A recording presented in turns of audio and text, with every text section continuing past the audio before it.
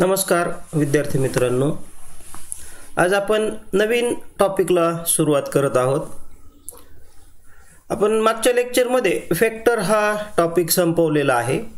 आज आपण 6वा टॉपिक जो आहे 6th chapter, it's name is line and plane. We have to study lines in 3 dimension and plane also. First we will derive equations of line in different form. We are familiar with line in 2 dimension. Line in 2 dimension has inclination, it has slope, but line in 3 dimension has no inclination and no slope. So term slope is not defined for line in 3 dimension. 3 dimension मधल्या line करता आपण slope हा concept define करत नाही. म्हणजेच 3 dimension मधल्या लाइनला, space मधल्या लाइनला आपण स्लोप किती आहे हा प्रश्न विचारू शकत नाही. मग हे लाइन बद्दल काय माहिती आपल्याला, कशा पद्धतीने याचं इक्वेशन मिळवता येईल? तर ह्या लाइनला आपण direction ratios, direction cosines define केलेले आहेत. त्यांच्या मदतीने आपण लाइनचं इक्वेशन मिळवणार आहोत. Let us read some basic information and notations which are used in this chapter. Factor and cartesian equations of a line.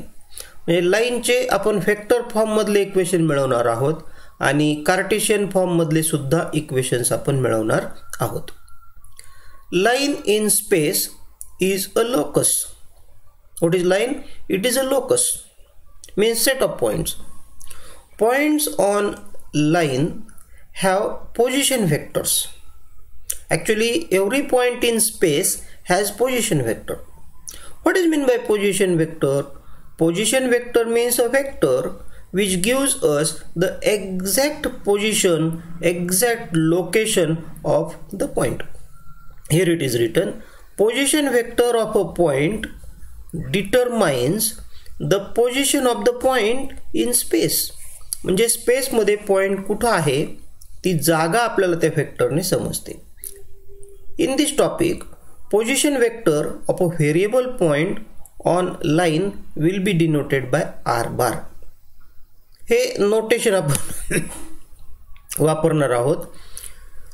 Space मधला किंवा लाईनवरचा जो व्हेरिएबल पॉइंट आपण घेणार आहोत त्याचं नाव पी असं असणार आहे आणि त्या पी पॉइंटचा पोझिशन वेक्टर आपण आर बार ह्या अक्षराने डिनोट करणार आहोत. जसं कोऑर्डिनेट जॉमेट्रीमध्ये आपण व्हेरिएबल पॉइंटचे कोऑर्डिनेट्स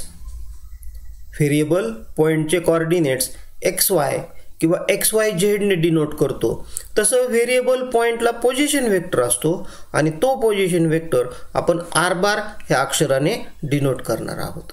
आता आपण इक्वेशन मिळवणार आहोत लाईनचं. Equation of line passing through a given point and parallel to given vector. म्हणजे एका दिलेल्या पॉइंटमधून पास होणारे आणि दिलेल्या वेक्टरला पॅरलल असणाऱ्या लाईनचं वेक्टर इक्वेशन पहिल्यांदा आपण मिळवूया. हा थेरम आणि त्याचं स्टेटमेंट असं आहे, the vector equation of the line passing through point A with position vector A bar and parallel to vector B bar is R bar is equal to A bar plus lambda times B bar. मी हा problem काय आहे ते पहिल्यांदा आकृतीच्या मदतीने तुम्हाला समजावून सांगतो. So these are coordinate axes and that means space, and in space one point is given, name of that point is A. One vector B bar is also given and we have to find equation of the line which passes through point A and which is parallel to vector B bar. L is name of the line. L is the line which passes through point A and which is parallel to vector B bar. B bar ह्या वेक्टरला parallel आणि ए या पॉईंटमधून pass होणारी L ही line आहे. तर ह्या L ह्या लाईनचं equation आता मला मिळवायचं आहे. मग आता हे इक्वेशन मिळवण्याकरता इक्वेशन मिळवायचं म्हणजे नेमकं काय मिळवायचं? इक्वेशन म्हणजे ह्या एल लाईनवरती जो व्हेरिएबल पॉईंट असेल त्या व्हेरिएबल पॉईंटच्या पोझिशन वेक्टरने सॅटिस्फाय केलं जाईल असं इक्वेशन आपल्याला मिळवायचं आहे. व्हेरिएबल पॉईंटच्या पोझिशन वेक्टरने सॅटिस्फाय केलं जाईल असं इक्वेशन आपल्याला मिळवायचं आहे. मग हे इक्वेशन कसं मिळवता येईल? चला सुरुवात करूया, प्रूफबद्दल बोलूया. तर याकरता मी एक व्हेरिएबल पॉईंट घेणार. हा पी पॉईंट कुठेही असू शकतो एल या लाईनवरती. Point P may lie anywhere on line L and segment joining O to A represents a vector. That vector is called position vector of point A, and the segment joining O to P represents a vector. That vector is called position vector of point P. तर हे आत्ता दाखवलेले हे दोन vector जे आहेत ना, O A bar, this is vector position vector of point A. O P bar, this is position vector of point P. Now we denote position vector of A by A bar and position vector of point P by which letter? R bar. Variable point आहे त्याचा position vector आपण R bar या वेक्टरने express करणार. आता triangle लॉच्या मदतीने आपण हे पाहू शकतो. If we shift object particle from O to A and then from A to P, its displacement is same as O to P. Means OP is equal to OA plus AP, or we can read AP is equal to OP minus OA.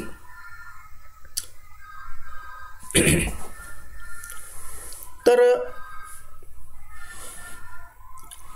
हा जो हे जे relation आहे AP can be express in terms of R bar and A बार, याचा आपण उपयोग करणार आहोत. आता आपण याचं जे प्रूफ आहे ते प्रूफ लिहूयात. Let us write proof of this theorem. मी तुम्हाला डायग्राममध्ये काय काय आहे ते समजावून सांगितलेलं आहे, परत एकदा एक्सप्लेन करतो. This is a space. A is point in the space. B bar is a vector parallel to, no, B bar is just a vector, and L is line which passes through point A and which is parallel to vector B bar. Our aim is to find equation of line L. Our aim is to find equation of line L. For that, we take a variable point on line L. We take variable point on line L. We denote position vector of this variable point P by R bar. Position vector of fixed point A by A bar. And our aim is to obtain relation between B bar, A bar and R bar. Our aim is to obtain relation between B bar, A bar and R bar. ह्या तीन vector मध्ये काय relation असतं ते relation आपल्याला मिळवायचं आहे. So let us write proof of this result. तीच आकृती, तीच फिगर मी इथं घेतलेली आहे. Now I will write proof. Let L be the line which passes through A bar and parallel to vector B bar. Let P with position vector R bar be a variable point on L. AP bar, vector AP bar is parallel to B bar. You can see AP bar is parallel to vector B bar. This is given in the statement of the theorem that line is parallel to B bar, so vector AP bar is parallel to B bar. Now when two vectors are parallel, we call them collinear. Each of them can be expressed as a scalar multiple of other. So AP bar is a scalar multiple of B bar. Means AP bar is equal to lambda times B bar. What is lambda? Lambda is some scalar. Now AP bar can be written as OP minus OA. OP means R bar and OA means A bar. So R bar minus A bar is equal to lambda times B bar. I can shift this minus A bar to right side and rewrite this equation as R bar is equal to A bar plus lambda times B bar, and this is the required vector equation of the line. ह्या या लाईनचं जे आपल्याला equation पाहिजे होतं ते equation आपल्याला मिळालेलं आहे. काय सांगतं हे equation? If you take any point P on line L, its position vector can be expressed as A bar plus some multiple of B bar. तुम्ही L या लाईनवरचा कोणताही पॉइंट घेतला तर त्या पॉइंटचा पोझिशन वेक्टर हा A bar plus lambda times B bar ह्या स्वरूपामध्ये व्यक्त करता येतो. And conversely if we take any value, give any value to lambda, ह्या लॅम्बडाला तुम्ही कोणतीही रिअल व्हॅल्यू दिली 1 2 3 4 -1 -½ आणि A bar plus lambda times B बार हा वेक्टर जर घेतला तर तो वेक्टर हा L या लाईनवरच्या पॉइंटचा पोझिशन वेक्टर असतो. Means for every value of lambda A bar plus lambda B bar gives us a position vector of one point on line L, and for every point on line L we can find one value of lambda. Okay, समजलं हे? आता पुढे जाऊया आपण. याच्यावरती काही remark आहेत. म्हणजे हा जो रिझल्ट आपण तयार केला, हा जो थेरम तयार केला, हे जे इक्वेशन डिराईव्ह केलं, ह्या इक्वेशन बद्दलची थोडी माहिती आपल्याला इथं सांगितलेली आहे. Each real value lambda corresponds to a point on line L. म्हणजे काय? म्हणजे रिअल नंबर जे आहेत इन्फायनाइट, त्यातल्या प्रत्येक रिअल नंबर पासून आपल्याला L या लाईनवरचा एक पॉइंट मिळवता येतो. Corresponding to each value of lambda there is a point on L. So if I take lambda is equal to 5, what is the position vector of the point which corresponds to number 5? A bar plus 5 times B bar. Yes, A bar plus 5 times B bar, A bar plus 5 times B bar is the position vector of a point on line L. If I take lambda is equal to -1, then A bar plus lambda times B bar, A bar plus lambda times B bar, याच्यामध्ये लॅम्बडाची किंमत जर मी -1 घेतली तर A bar minus B bar gives me position vector of one point on line L. A bar minus B bar हा L या लाईनवरचाच point असणार आहे. L या लाईनवरच्या पॉइंटचा पोझिशन वेक्टर. म्हणजे ह्या इक्वेशनकडे पाहून आपण L या लाईनवरच्या वेगवेगळ्या पॉइंटचे पोझिशन वेक्टर्स मिळवू शकतो. आपण ह्या इक्वेशनकडे पाहून इक्वेशनचा वापर करून लॅम्बडाला वेगवेगळ्या किमती देऊन आपण L या लाईनवरच्या वेगवेगळ्या पॉइंटचे पोझिशन वेक्टर्स मिळवू शकतो. तर हा एक रिमार्क आहे. And conversely, each point on L determines unique value of lambda. There is one-to-one correspondence between points on L and values of lambda. Lambda is called a parameter, and equation R bar is equal to A bar plus lambda times B bar is called the parametric equation or parametric form of vector equation of line. म्हणजे लाईनच्या इक्वेशनचा हा parametric form आहे असं म्हणतात. Vector equation आहे आणि ह्या vector इक्वेशनला आपण पॅरामेट्रिक फॉर्म मधलं वेक्टर इक्वेशन असं म्हणतो. का म्हणायचं पॅरामेट्रिक फॉर्म मधलं? कारण याच्यामध्ये पॅरामीटर आहे. आता हा पॅरामीटर म्हणजे काय, त्याचं जॉमेट्रिकल इंटरप्रिटेशन काय असतं? Corresponding to every point one value of lambda is determine. म्हणजे प्रत्येक पॉइंटशी निगडीत असणारा एक लॅम्बडा असतो.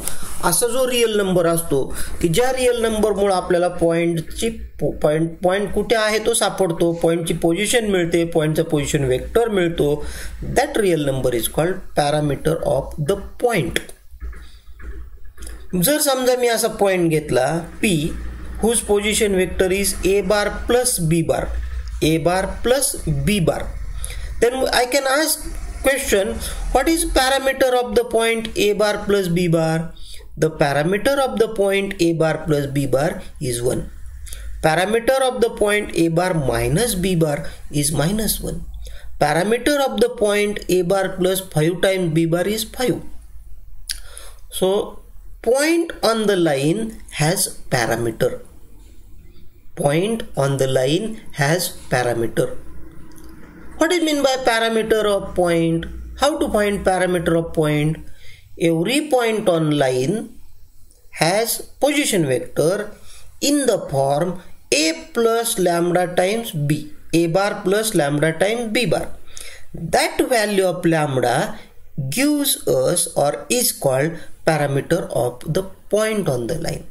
You can give any value to lambda, any real value to lambda, and get points on the line. Get points on the line. One activity is given for you. Write position vectors of any 3 points on the line. R bar is equal to a bar plus lambda times b bar. ह्या लाईनवर असणाऱ्या कोणत्याही 3 पॉइंटचे position vectors तुम्हाला लिहायचे आहेत. This activity is for students, so I will not talk about the activity. One more remark is there. The equation of line passing through a bar and parallel to vector b bar means the same line.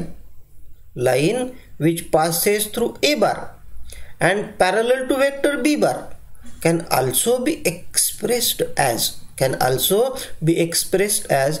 r bar minus a bar cross b bar is equal to 0 bar. Let us look at this line. He line कडे पाहूया आपण. Look at line L. This line passes through point A and parallel to B. So vector AP and vector B bar are parallel. Vector AP and B bar are parallel. So AP and B bar are parallel. When vectors are parallel, their vector product is 0. Their vector product is 0. So AP cross B bar is 0. AP can be written as R bar minus A bar. Now in this equation, there is no parameter. There is no parameter. So what we should call this equation? This is also vector equation without parameter. So can you suggest me a good name for this form? Yes, it is called non-parametric form of vector equation of line. So there are two vector equations. One vector equation is r bar is equal to a bar plus lambda times b bar, and second equation is r bar minus a bar cross b bar is equal to 0. This first one is called parametric form. Second one is called non-parametric form of vector equations. तर line बद्दलची काय माहिती आपल्याला दिलेली होती? Line कोणत्या point मधून pass होते तो पॉइंट आणि लाईन कोणत्या वेक्टरला पॅरलल आहे तो वेक्टर. एवढ्या गोष्टी असतील तर आपण लाईनचं इक्वेशन लिहू शकतो वेक्टर फॉर्म मध्ये. आणि 2 प्रकारे आपल्याला लिहिता येतं. एक आहे पॅरामेट्रिक फॉर्म आणि दुसरा आहे नॉन पॅरामेट्रिक फॉर्म. आता हीच माहिती आपल्याकडे आहे थोडीशी वेगळ्या स्वरूपामध्ये, आणि आपण कार्टेशियन इक्वेशन लिहिणार आहोत.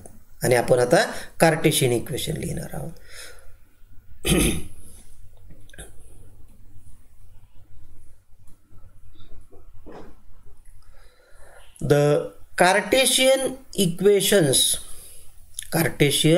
equations of the line passing through point A x1 y1 z1 and having direction ratios A, B, C are equations of line passing through point A with coordinates x1, y1, z1 and having direction ratios A, B, C are given by x minus x1 upon A is equal to y minus y1 upon B is equal to z minus z1 upon C. चला तर ह्या line बद्दल आता आपण थोडी जास्तीची माहिती घेऊया. मी पहिल्यांदा डायग्राम एक्सप्लेन करतो. A is a point, line L passes through point A and direction ratios of line L are given ABC. Direction ratios of line L are given ABC. A, B, C are direction ratios of line L. ABC हे L या लाईनचे direction ratios आहेत आणि line L ही ह्या A या पॉईंटमधून pass होते. तर L ह्या लाईनचं इक्वेशन काय असेल? मग L या लाईनचं इक्वेशन काढण्याकरता कार्टेशियन फॉर्ममधलं इक्वेशन मिळवण्याकरता लोकसचं इक्वेशन काढण्यासाठी मी L या लाईनवरचा एक पॉईंट घेणार, variable point. So let P x y z be a variable point on line L. Now I will find direction ratios of line AP. X minus x1, y minus y1, z minus z1 are direction ratios of line AP, means line L. But direction ratios of line L are ABC. Now when we have two sets of direction ratios of the same line, they are in proportion. So I will use this fact to write equation. So let L be the line which passes through point A and having direction ratios ABC.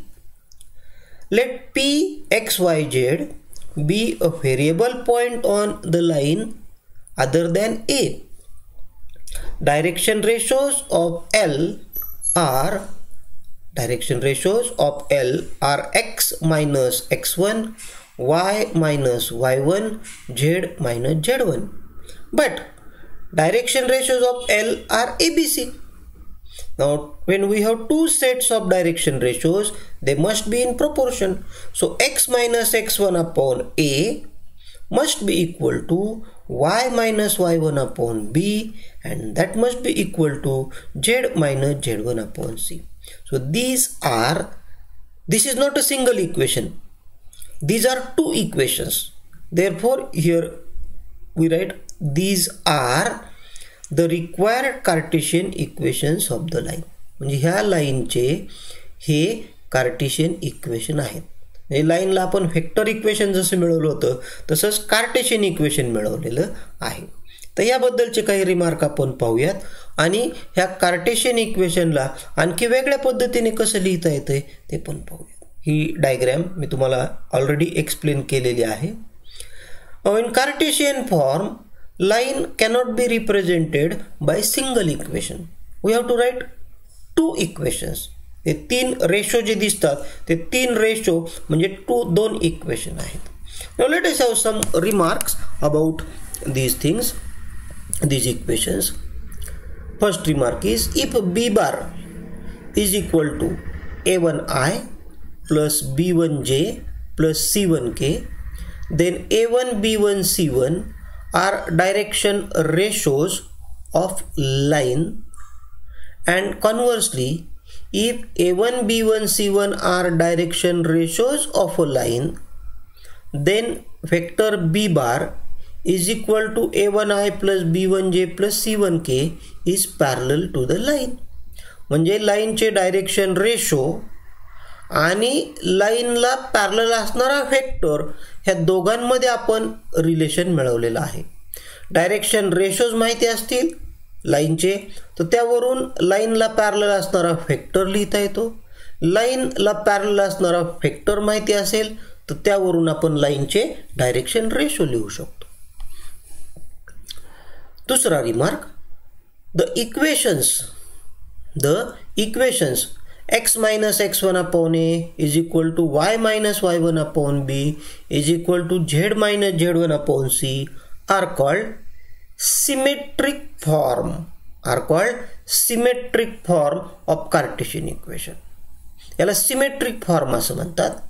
And equations, हेच equation आपण ह्या स्वरूपामध्ये लिहू शकतो. And equations x is equal to x1 plus lambda times a, y is equal to y1 plus lambda times b, z is equal to z1 plus lambda times c are called parametric form of Cartesian equations. म्हणजे हे जे Cartesian equation आहे, ह्याच Cartesian इक्वेशनला आपण modify करतो. We equate each ratio to lambda. हा ratio constant आहे म्हणतात. मग कॉन्स्टंट आहे म्हणजे काहीतरी नंबर असेल ना त्याला. So if that number is lambda then x minus x1 upon a is equal to lambda. So we shift this a to that side and we read x minus x1 is equal to a into lambda. And then shift this x1 to that side, right side, and we get x is equal to x1 plus lambda a. Similarly, if we equate this ratio, second ratio with lambda and find the value of y, we get y is equal to y1 plus lambda b, z is equal to z1 plus lambda c, and they are called parametric form. Again, what is this lambda? Lambda is parameter of the point whose coordinates are x, y, z. ज्या पॉइंटचे coordinates x Y Z म्हणजेच x1 plus lambda ए, y1 plus lambda बी, z1 plus lambda C हे इथं लिहिलेलं आहे खाली last लाईनला. x1 plus lambda ए, y1 plus lambda बी, z1 plus lambda C हा जो पॉइंट आहे हा लाईनवर असणारा पॉइंट आहे.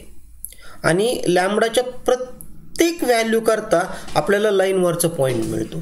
म्हणजे इथं तुम्हाला ABC दिलेले आहेत, x1 y1 z1 दिलेले आहेत. लॅम्बडाला तुम्ही वाटेल ती रिअल किंमत द्या आणि हे सिम्प्लिफाय करा. You will get point on the line. You will get points on the line. Okay. Corresponding to each real value of lambda there is one point on the line.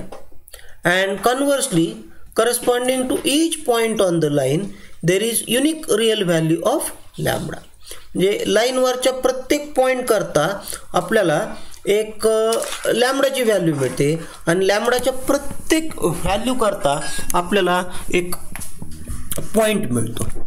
whenever we write equations of line in symmetric form, whenever we write equations of line in symmetric form, it is assumed that none of ABC is 0.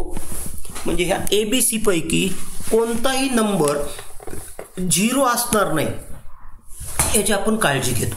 जर 0 असेलच तो 0 कोणी तर ते equation आपण symmetric form मध्ये लिहिणार नाहीत.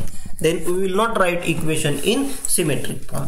आपण त्याला पॅरामेट्रिक फॉर्म मध्ये लिहिणार. Then we will write that equation in parametric form. Okay. If at least one of them is 0, then we write equations of the line in parametric form and not in symmetric. This is very important remark. Remember, if any one or two of ABC is 0, we do not use this form. म्हणजे हा जो form तुम्हाला दिसतोय याचं नाव आहे symmetric form. हा symmetric form आपल्याला वापरायला परवानगी नाही किंवा जर ABC पैकी कोणीही 0 असेल तर. जर ह्या ABC यांच्यापैकी जर कोणी 0 असेल तर आपल्याला सिमेट्रिक फॉर्म वापरता येणार नाही. समजलं? चला.